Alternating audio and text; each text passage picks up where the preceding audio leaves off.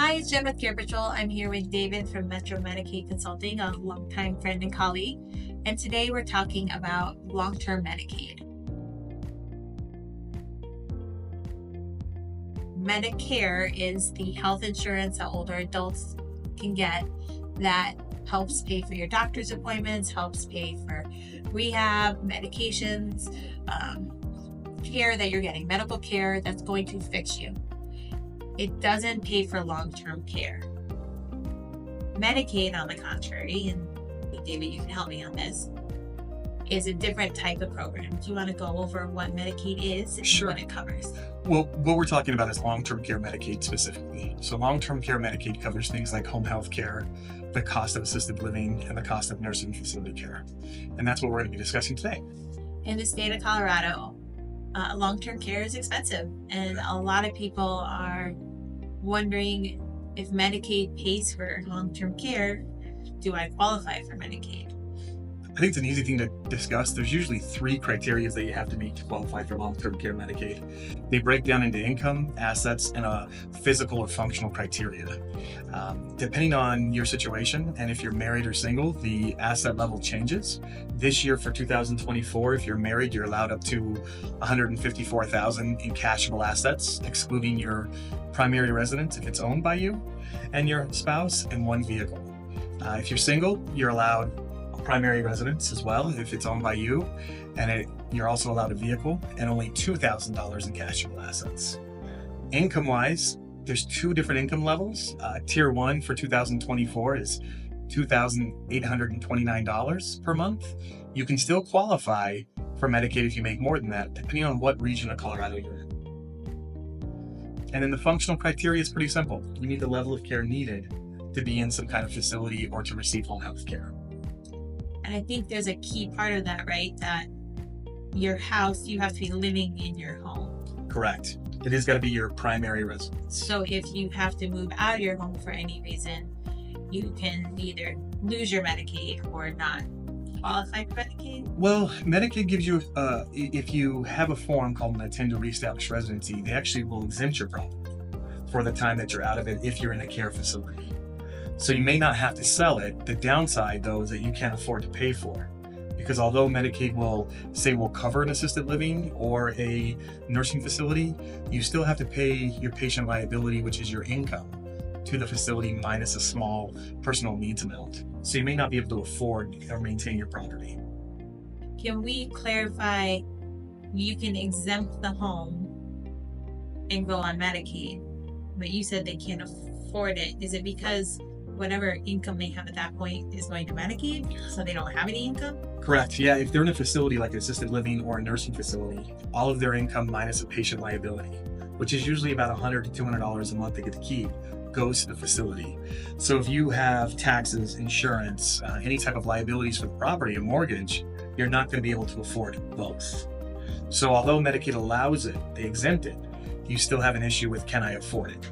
And that's where selling the property may be a better idea. So a lot of our assisted livings have the option to pay privately for X amount of time and then go on Medicaid. This can work in your favor if you're looking at your assets and your funds and saying, I can't afford assisted living forever. I only can afford it for a small amount of time. How am I going to do this? There is ways, and David has done this for us many times, of spending down your assets and making sure you qualify for Medicaid at the end of it. Can you kind of go over the basics of what that looks like and what people have to make sure they do and not do? Sure. So when you have assets or you sell your property to pay for the assisted living or the nursing facility, Medicaid's pretty strict if you're going to go on Medicaid in the next 5 years. They want to make sure you spend down the assets appropriately. So you're not giving assets away without the proper planning. You're buying things that your loved one needs or that they require in order to either maintain where they are or that would help their life be more comfortable. Those are all going to be acceptable things. Prepaying for a burial policy or an end-of-life care, those are things that can be done in advance as well. I think the biggest mistake people make is they just give assets away without thinking about Medicaid or without thinking about the 5-year look back. People are saying, I want my kids to inherit my home, but they're also needing to go on Medicaid. They can't go on Medicaid in 5 years from giving their house away? So Medicaid has a divisor. Depending on the value of your property, it may be that you have to wait 5 years. It depends on every scenario. I would say that if you're looking at that option, you want to talk to a Medicaid specialist who understands planning so you can do that appropriately. And I think that's probably a mistake a lot of people make, is they're looking down the road to when they're going to need Medicaid, but they actually need to start making plans now of the care needs they have and making sure they're set up so that A, they have the care they need, and B, their financiers are in place so they qualify when they run out. 100%. I think one of the biggest mistakes is that either we're planning too late or not early enough. One of the things I wanted to cover was the fear that people are like, Medicaid's going to take my house. Sure, it's a big fear. So Medicaid doesn't necessarily take your house. What they do is they have the right to put a lien against your property to help recoup funds that Medicaid spent out on your behalf. So think of it as like a dollar per dollar, no interest loan. So if Medicaid spends out $400,000 and your house is worth $1 million, they can only lien it on that $400,000. And they will either do it at time of passing or they will do it at inception of Medicaid. So you will have to pay that back eventually if that were to happen. So what do you do to avoid that scenario? I would recommend planning 5 years in advance or selling the property and then working with the assets that you have to help protect some of those assets. And there is ways, if you plan ahead and do it right, to protect your assets and give your house to your family, but you have to be doing it 5 years or more, really. That is correct, yeah. So there are ways to protect assets, whether you do it 5 years in advance and you're able to protect all of it, or you do it within the 5-year look back and you protect part of it. You're probably going to have to sell the property if you do it within the 5-year look back. There is ways for a couple, for one person to qualify for Medicaid and another not, right? Yeah. A financial divorce? Sure. So a financial divorce isn't recommended very often, but it is recommended as a tool that you can use we recommend it more when you have a younger spouse.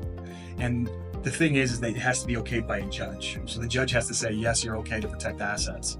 Something often we do when they're older, we do recommend maybe doing a spousal annuity, where you take part of the assets if you're above $154,000 and you put it into an income stream for the community spouse who's not on Medicaid, and you protect assets that way. So that's another way to kind of avoid that $154,000. A lot of our clients are veterans and can qualify for VA aid and attendance, which is a program that can help any veteran who served one active day during military time. It could be stateside, and can help pay for care. Sometimes you can get VA and get Medicaid, or how do you usually navigate that? Yeah, so the good thing is VA and Medicaid work together. So you may have a client who has the aid and attendance program and Social Security or a pension, and it puts them above what we call Tier 1, which again in 2024 is $2,829. There's a trust that is required by Medicaid to set up. It's called an income trust or a Miller trust that we use for clients who make above Tier 1, but still under the income guideline in their region. The income guideline for Medicaid is actually high. In most regions in Colorado, you can make up to $9,500 a month and still be eligible for Medicaid as long as you're able to do that income trust. So I think this is a good thing for people to understand. If you're looking at a community that's $5,000 a month and you make $4,000 a month, and you don't make under the 28 this year, 28,000 required by Medicaid, you could still qualify for Medicaid. Yep.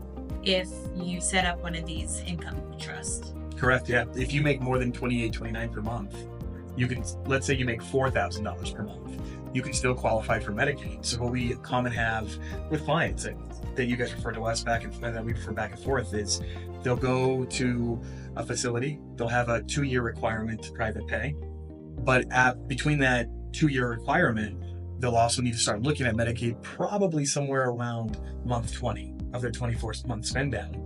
That's when we can look at that income trust and make sure they can qualify for Medicaid. It doesn't preclude them from qualifying because they make more than that $2,829. And I do see that when people get Medicaid applications done at the hospital or at, some of the free services available to help you with Medicaid applications, you'll get denied because you make over the income limit. But there is ways around that. And I think people need to know, if you don't have enough money for care, there is ways to get you on Medicaid. Yeah, no, I think you're exactly right. I think what happens is when you go to a hospital or you go to some of the programs that may not be as well educated about the Medicaid rules and regulations, but you have a situation where you make too much, or they say you make too much, you want to make sure you talk to somebody who knows about Medicaid and understands the long-term care guidelines. Because I can tell you probably 50% of my phone calls, most of them tell me they make too much money. I can only tell you in the last 20 years, there's only been 1 or 2 clients that have actually not only made too much money. So it's not very common that they make more than that region. One of the things that we also look at is spouse's income. So a lot of times people ask me, does my spouse's income count against me if I'm qualifying for Medicaid? And the answer is no. So although the income's not counted, we have to prove it, that spouse's income doesn't count, which is good to know as you go through this process. Well, thank you for coming and talking with us. I think that you're a valuable resource for CarePatrol, and I think you're a valuable resource for the community in general. If folks are at home and they're trying to think through, could I need Medicaid in the future? Am I needing care needs? I think, remember, 75% of people are going to need some kind of help with care. So if you're looking at your financial picture and you're wondering, how am I going to do this? I think this is, call sooner. Yeah.